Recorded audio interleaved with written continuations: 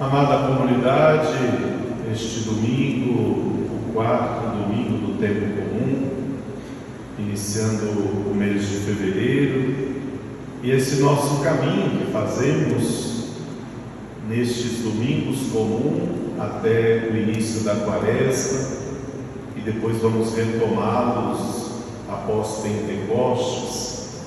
Este domingo e os próximos, nós vamos estar lendo um conjunto de texto do capítulo 5, 6, 7 de Mateus, que compõe o que nós chamamos Sermão da Montanha. Mateus, nós já vimos isso nos domingos anteriores. Mateus descreve, ou melhor, escreve o seu texto muito próprio a uma comunidade judaica, recém-convertidos, que conheciam a lei, alguém ou uma comunidade que tinha conhecimento da sua fé no judaísmo e que agora passava ou era convidada a fazer e transportar a sua fé ao Cristo. No Sermão da Montanha de Mateus, como também temos este sermão das bem-aventuranças em Lucas, e Lucas é o sermão da planície, Mateus coloca Jesus na montanha sagrada. Ainda hoje é possível na Terra Santa, como eu tenho dito nos domingos, revisitar os lugares onde Jesus esteve, a montanha onde Jesus proclamou as bem-aventuranças, é estar e aceitar o convite de sentar em torno de Jesus. Esta é a cena. Jesus subiu ao monte, sentou e ensinou a multidão. E ensinou o quê? Jesus não deu simplesmente um conjunto de normas, e aqui um dos objetivos de Mateus, a montanha sagrada que no Antigo Testamento foi Moisés que subia a montanha para ter um contato com o Senhor, para rezar ao Senhor, e foi na montanha sagrada que Moisés recebe as tábuas da lei, os 10 mandamentos. Para Mateus, então, Jesus é o novo Moisés.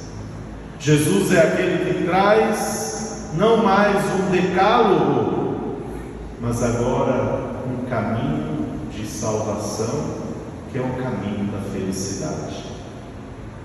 As bem-aventuranças, e como nós cantamos o Salmo, é a melhor tradução, ao invés de dizermos somente bem-aventurados, mas felizes, beatos, felizes. Felizes são aqueles que, e aí nós vamos encontrando as 8 bem-aventuranças de Mateus, como que uma descrição, um convite para nós então aceitar e reler essas bem-aventuranças, uma receita para a felicidade. Poderíamos nos perguntar, e vos pergunto: alguém aqui quer ser feliz? Sim ou não? Sim. Querem? Para ser feliz precisamos buscar um caminho de felicidade. E aí, onde está a tua felicidade? Qual é o teu caminho? O que para nós é felicidade hoje? O que para você é felicidade hoje? E aí devemos estar atentos, porque para o mundo talvez a felicidade está em momentos passageiros. Nossa, eu só vou ser feliz se eu comprar tal coisa. Depois que comprou, deixa de ser feliz. Aí vai ser feliz só na compra de outra coisa.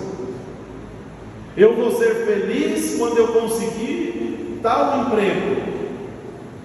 Trabalhou um dia, já não é mais feliz. E assim outros exemplos. A felicidade nossa não pode ser em coisas tão passageiras. Alguns buscam a felicidade em futilidades da vida. Alguns buscam a felicidade em coisas que te fazem mal, nas drogas, no álcool, na farra. Jesus dá o caminho da felicidade.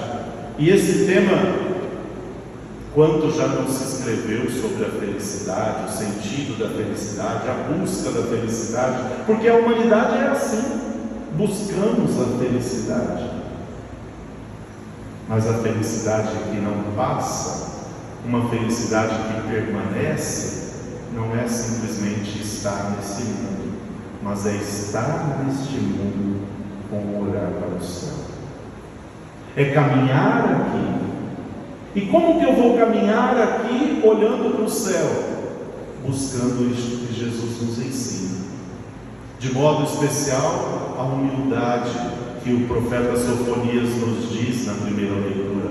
Buscai o Senhor, humildes da terra, praticai a justiça, procurai a humildade. Sofonias nos faz esta introdução para o Evangelho. Queremos a felicidade? Busquemos com humildade.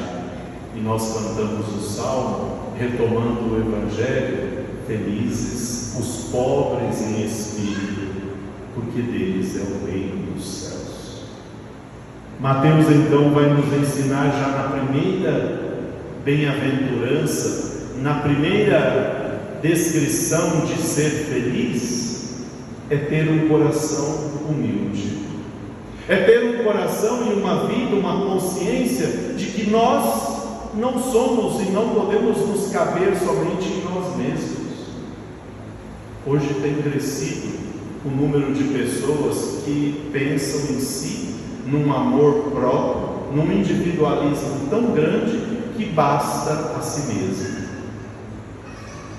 Alguém me disse isso essa semana, eu já disse isso na sexta-feira. Eu não creio em Deus, não creio em Jesus Cristo, eu creio em mim e isso me basta.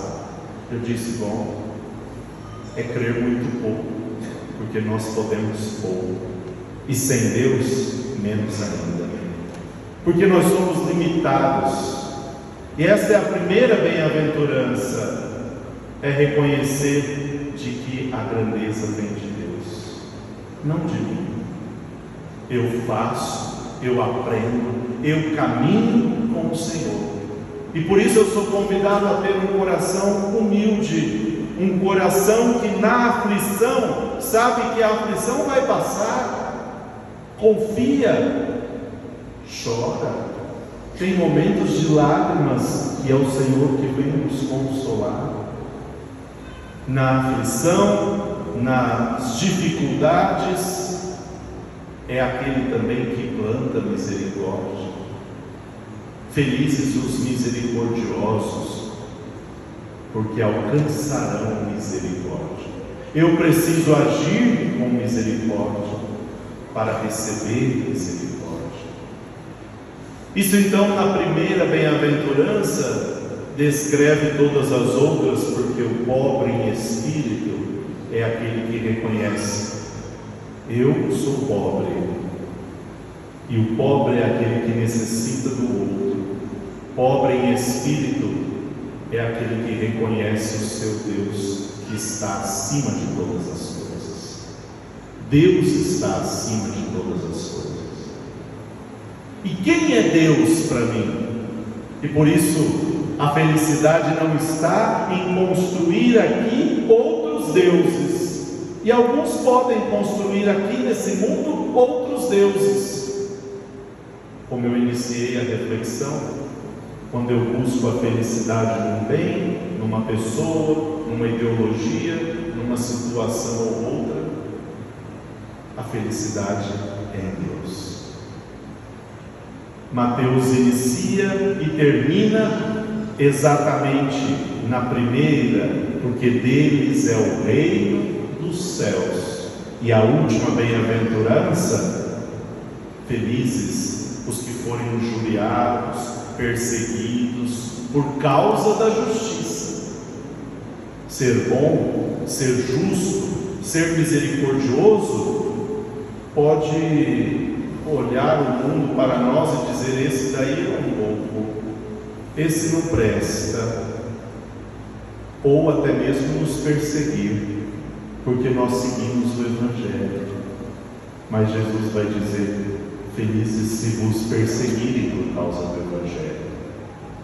E ali, no final do texto: alegrai-vos e exultai, porque será grande a vossa recompensa no céu. Ser cristão, meu irmão, minha irmã, não é estar afundado num mundo de tristeza, de ódio, de maldades. Ser cristão é deixar-se conduzir por Cristo, e é a alegria do Evangelho. Alegrai-vos e exultai. E aqui os santos muito nos ensinam a alegria do Senhor, a alegria em Deus, não alegria com o nosso pecado, não alegria simplesmente com as nossas obras. Nós não fazemos para sermos aplaudidos, reconhecidos neste mundo, fazemos para fazer crescer o reino de Deus. E Paulo vai nos ensinar isso na segunda leitura. Deus escolheu o que o mundo considera como estúpido para confundir os sábios. Deus escolheu o que para o mundo é sem importância e desprezado, o que não tem nenhuma serventia. Aí é um ser importante. Não vamos nos desanimar de servir, não vamos nos desanimar de continuar plantando misericórdia, não vamos desanimar de sermos misericordiosos, de conseguir perdoar o outro, de amar, de abraçar, de sorrir, de ser feliz em Deus. Não vamos desanimar de seguir o caminho, pois a recompensa não está neste mundo, mas a recompensa vem no reino do céu. Que Deus nos ajude a seguir o caminho, a viver plenamente o que o Senhor nos ensina e a buscá-lo, porque Ele pode ser achado para aquele que tem um coração humilde. Retomemos este tema da humildade e coloque na sua vida e no seu coração essa palavra. O quanto eu tenho me revestido de humildade? O quanto eu tenho buscado a felicidade em Deus? O quanto eu tenho sido humilde de ouvir, de abaixar a cabeça, de silenciar, de recomeçar, de aceitar o convite que Deus me faz e dizer: Senhor, eu quero te seguir. Cantemos novamente esse refrão: felizes os pobres em espírito, porque deles é o reino dos céus. Felizes os pobres em espírito,